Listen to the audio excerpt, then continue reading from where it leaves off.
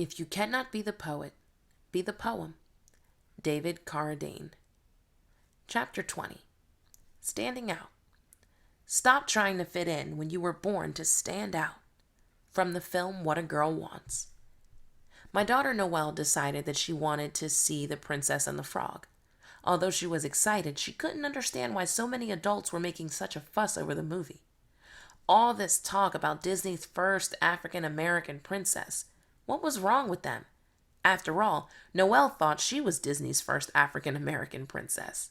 Really, she did. She never saw an outfit that wouldn't be fashioned just right with princess high heels. Never was there a school uniform, pajamas, or swimsuit that wouldn't be more dazzling with princess diamonds and rubies. And what's the point of a head if not to hold a tiara in place? So you can imagine premiere night at my house. Noelle invited her friends over to properly dress for this important night. You see, she's been my daughter for several years, so when she says things like, "Can I wear this tutu over my jeans to the mall?" I think, of course, perhaps someone else will be dressed like that at the mall. When she asked to wear her Cinderella dress in July, when we went bowling, I said, "Sure, knock yourself out. Maybe there will be another little girl there with a costume on." So I wasn't surprised that on this night of nights, the movie premiere, Noelle wanted to be dazzling. She and her girlfriends gathered at my house and of course dressed the part. Her little friend Madeline didn't have a costume, so of course we had a trunk holding at least 50 ensembles to choose from, along with many tiaras, jewelry, shoes, and the like. Her friend Ty came with a Princess Tiana gown, tiara, and high-heeled shoes. So off we went to the movies. People stared and smiled and waved. What a sight, they thought. And to my surprise, no one, not one, was dressed in costume. I thought for sure this would be the time when the room would be crawling with princess wannabes. But no. Just as before, we stood alone, us, in our costumes, as others stared. This, after all, was Noelle's brand, her standout quality, and hers alone. It is what makes her special, and yet predictable. It is what she is excused for, but yet unapologetic. Noelle stands out. Unlike most fairy tales, the tale of my 7-year-old standout princess is one we can learn much from today. Identifying and then embracing our standout quality will give us the edge, the advantage we need to excel in our endeavors, whether we want a better marriage, to be a better parent, or to have a better career. You may be uncertain of what your standout quality is. I will use the word brand to simplify this concept. Imagine one sequined white glove and tell me what entertainer comes to mind. How about suspenders? When you think of a personality who wears suspenders all the time, who would come to mind? What about real estate? Who is the most notable real estate icon you can think of?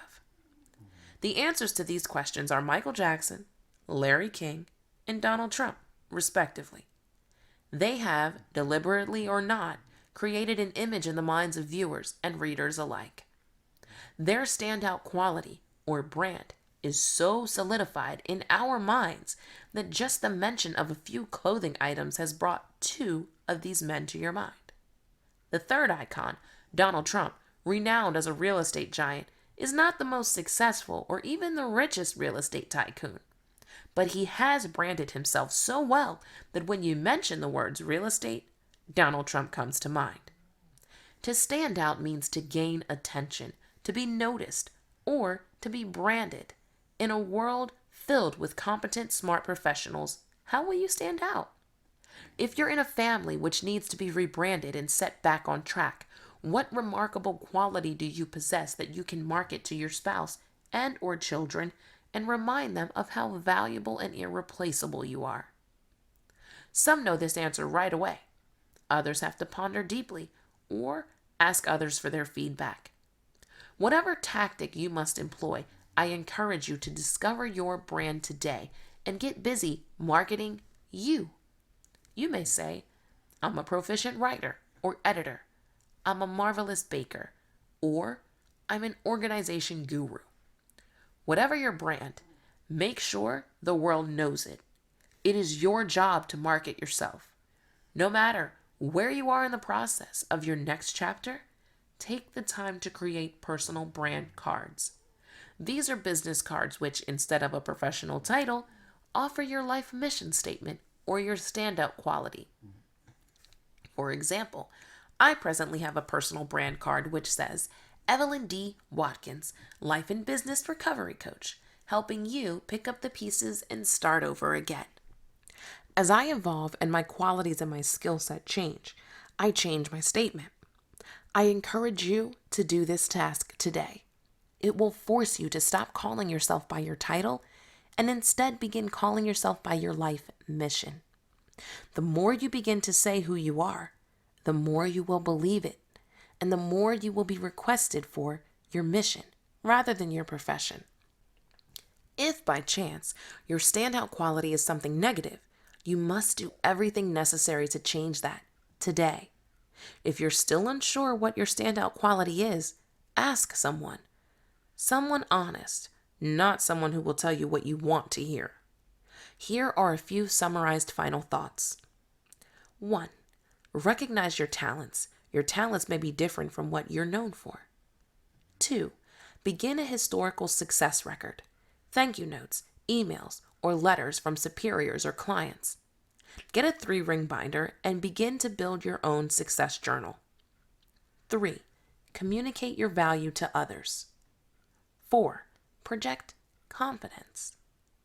Your presence should say that you know something that others don't. It's not arrogant. It is certain. Walk into your next opportunity with confidence.